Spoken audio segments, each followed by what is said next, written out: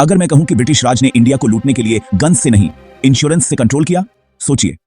Insurance मतलब safety, insurance मतलब future secure. लेकिन कॉलोनियल इंडिया में इंश्योरेंस का मतलब था पावर।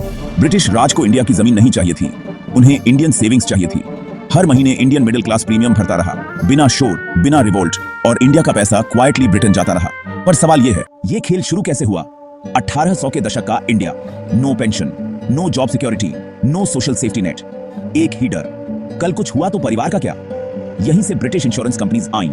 पेज सिंपल थी, पे small premium today, get big security tomorrow. Emotional, logical, trust building.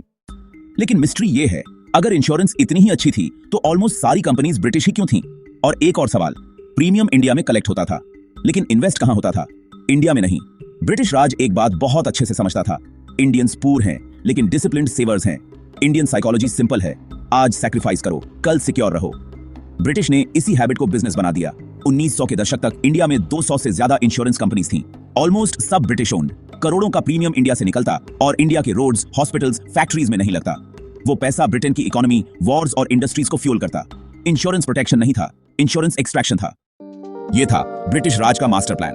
Tax दिखता है तो रिवोल्ट होता है, लूट दिखता है तो रिबेलियन होता है, लेकिन इंश्योरेंस नहीं दिखता, ट्रस्ट बनता है। इसे कहते हैं फाइनेंशियल कोलोनियलिज्म। 1947 में इंडिया पॉलिटिकली फ्री हुआ, लेकिन फाइनेंशियली इंडियन लीडरशिप ने समझा, अगर सेविंग्स कंट्रोल नहीं हुई तो आजादी अधूरी रहेगी। 1956 में एक बोल्ड डिसीजन लिया गया। 245 इंश्योरेंस कंपनीज मर्ज हुई और एक नई इंस्टीट्यूशन बनी, LIC। LIC सिर्फ कंपनी नहीं थी, LIC एक स्ट्रैटेजी थी, Indian savings for Indian future. LIC बनने के बाद गेम पलट गया। जो पैसा पहले ब्रिटेन जाता था, अब इंडिया के अंदर सर्कुलेट होने लगा।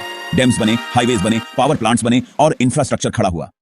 ब्रिटिश राज का साइलेंट वेपन इंडिया की साइलेंट स्ट्रेंथ बन गया। और सबसे बड़ी लर्निंग यह है, जो देश अपने लोगों की सेविंग्स कंट्रोल नहीं करता, वो अपना फ्यूचर कंट्रोल नहीं कर सकता। इंश्योरेंस सिर्फ पॉलिसी नहीं होती, insurance trust plus psychology plus power होती है। ब्रिटिश राज ने इसी पावर से इंडिया को कंट्रोल किया, इंडिपेंडेंट इंडिया ने इसी पावर से नेशन बिल्ड किया। कमेंट में बताओ, अगर LIC नेशनलाइज नहीं होती तो क्या इंडिया आज इकोनॉमिकली स्ट्रांग होता?